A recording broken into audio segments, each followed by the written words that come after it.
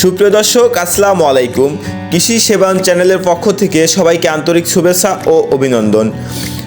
সুপ্রিয় দর্শক, কৃষি বিষয়ক সকল ভিডিও পেতে চ্যানেলটি সাবস্ক্রাইব করে অল নোটিফিকেশন বেল আইকনটি বাজিয়ে দিয়ে পাশে থাকার জন্য অনুরোধ করা যাচ্ছে।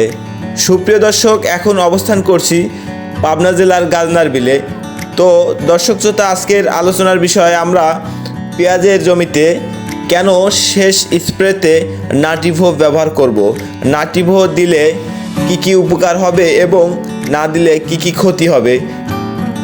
সুপ্রিয় দর্শক, নাটিভো একটি প্রতিরোধক, প্রতিষেধক এবং প্রবাহমান গুণসম্পন্ন ছত্রাকনাশক। সুপ্রিয় দর্শক, প্রবাহমান গুণ থাকার কারণে নাটিভো পেঁয়াজের জাইলেম এবং ফ্লোয়েম টিস্যু ভেদ করে সারা দেহে ছড়িয়ে পড়ে, যার কারণে এটি অত্যন্ত প্রতিরোধী হয়ে ওঠে। সুপ্রিয় দর্শক, যদি পেঁয়াজ গাছে কোনো প্রকার রোগ থাকে, যেমন ব্লাস্ট, পার্পল ব্লস বা অন্যান্য ছত্রাকজনিত কোনো রোগ থাকে, আগা পচন বা গোড়া পচন যেটাই থাক, নাটিভো ব্যবহার করলে সেটা একদম লক হয়ে যাবে। অর্থাৎ সাপোজ ধরেন আপনার 1 ইঞ্চি পেঁয়াজের আগা পচন লেগে গেলে, তো সেটা কিন্তু দর্শক শ্রোতা দেখবেন আর কিন্তু নিচের দিকে সেই পচনটা নামবে না। সুপ্রিয় দর্শক শ্রোতা, এটা হচ্ছে নাটিভোর একটা বিশেষ গুণ। এটি কিন্তু প্রতিষেধক হিসেবে খুব ভালো কাজ করে। তো পেঁয়াজ জমিতে যাদের অত্যন্ত পরিমাণে পার্পল ব্লস বা অন্যান্য ছত্রাকজনিত আক্রমণ দেখা দেয়, তো সেক্ষেত্রে আপনারা নাটিভো 40 গ্রাম 4 মেশিন পানিতে স্প্রে করবেন। সেক্ষেত্রে আপনারা অবশ্যই ভালো একটা রেজাল্ট পাবেন। এটি প্রতিষেধক এবং প্রতিরোধক বলা হয়েছে। তো প্রতিরোধক গুণসম্পন্নর কারণে এটি কিন্তু আর কোনো প্রকার ছত্রাক আপনার জমিতে আক্রমণ করতে দিবে না। অর্থাৎ কেন আপনারা শেষ স্প্রেতে নাটিভো দিবেন? শুধুমাত্র এই প্রতিষেধক এবং প্রতিরোধক এই দুইটা গুণের কারণেই আপনারা নাটিভো শেষ স্প্রেতে পেঁয়াজ জমিতে স্প্রে করবেন।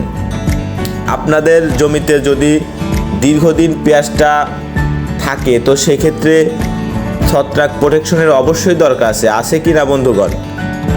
তো সেই ছত্রাক যদি আপনার আক্রমণ করে পেঁয়াজটা দ্রুত পচায় ফেলায়, তো সেক্ষেত্রে আপনার কিন্তু পেঁয়াজের ভালটা দ্রুত বৃদ্ধি পাবে না।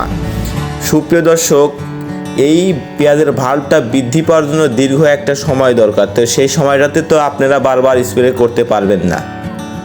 সুপ্রিয় দর্শকবিন্দু, আপনারা অবশ্যই এই কারণেই এই প্রতিরোধক গুণসম্পন্ন নাটিভো আপনারা শেষ স্প্রেতে ব্যবহার করলে আপনাদের পেঁয়াজ পর্যাপ্ত পরিমাণে ফলন বৃদ্ধি করতে হেল্পফুল হবে। তো সুপ্রিয় দর্শক, আরেকটি বিষয়, নাটিভোর সাথে অবশ্যই শেষ স্প্রেতে আপনারা 4 থেকে 5 পাতা ইমিডাক্লোরপিড গ্রুপের কীটনাশক অবশ্যই জমিতে ব্যবহার করবেন।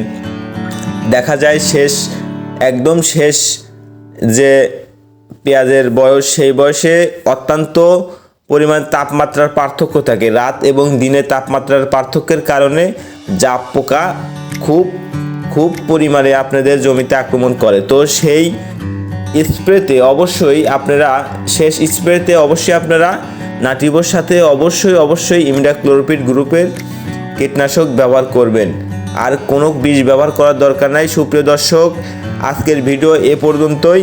আপনারা পেঁয়াজের লক্ষ্যমাত্রা অর্জনে অবশ্যই নাটিভো এবং এর সাথে ইমিডাক্লোরপিড গ্রুপের বিষ ব্যবহার করে স্বাবলম্বী হবেন বলে আশা করছি। ধন্যবাদ। সুপ্রিয় দর্শক, আজকের ভিডিও এ পর্যন্তই। চ্যানেলটি ভালো লাগলে এবং আমার ভিডিওগুলো ভালো লাগলে অবশ্যই লাইক, কমেন্ট, শেয়ার করবেন। আসসালামু আলাইকুম।